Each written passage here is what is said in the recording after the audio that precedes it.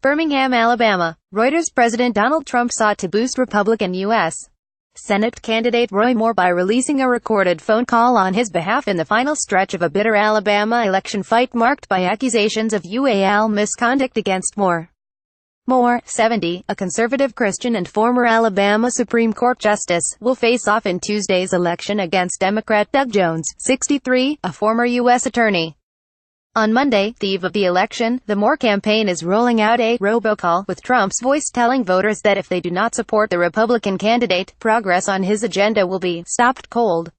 Democrats then decided to make robocalls using two of their party's own big guns, former President Barack Obama and Vice President Joe Biden.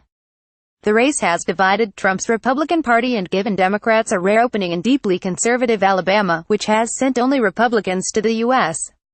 Senate for the past 20 years. A Fox News poll conducted on Thursday and released on Monday put Jones ahead of Moore, with Jones potentially taking 50% of the vote and Moore 40%. Fox said 8% of voters were undecided and 2% support another candidate. Moore has maintained a low profile, refusing interview requests and holding few public events. He planned an election eve rally with former White House strategist Steve Bannon, an executive at the right-wing Breitbart news site who has been one of Moore's most ardent backers.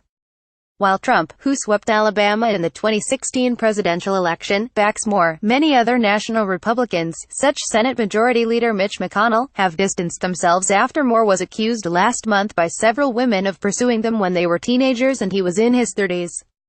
One woman accused him of trying to seduce her when she was 14. Moore has denied any misconduct. Reuters has not independently verified any of the accusations. The allegations have given new hope to Jones, who has touted a record that includes prosecuting former Ku Klux Klan members responsible for a 1963 bombing of a black church in which 4 girls were killed.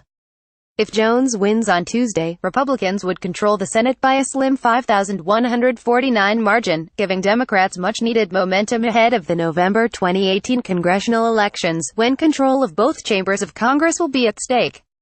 Democratic Alabama U.S. Senate candidate Doug Jones greets the media at Chris Z's restaurant in Birmingham, Alabama, U.S. December 11, 2017. Reuters Marvin Gentry right side of history. Jones has spent the past week rallying African Americans, the most reliably Democratic voters in the state, and hammering Moore in television ads. He held a series of Get Out the Vote rallies across the state on Sunday. This campaign, ladies and gentlemen, is on the right side of history for the state of Alabama, Jones told supporters in Birmingham on Sunday. Moore got a formal endorsement last week from Trump, who also had to battle accusations of UAL harassment during his 2016 presidential race. Trump has denied the allegations.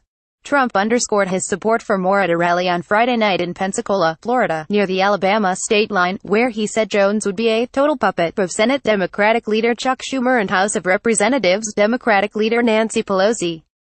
Moore's campaign has cast Jones as a liberal out of step with Alabama voters, seizing on his support of abortion rights. Many Republican officials in Alabama, including Governor Kay Ivey, say they will vote for Moore.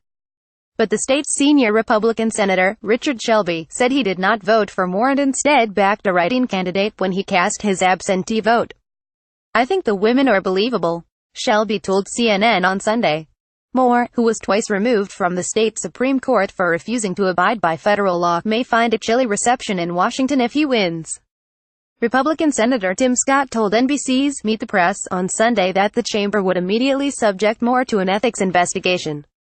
Democrats have signaled they may use Moore's election to tar Republicans as insensitive to women's concerns at a time when allegations of UAL harassment have caused many prominent men working in politics, entertainment, media and business to lose their jobs.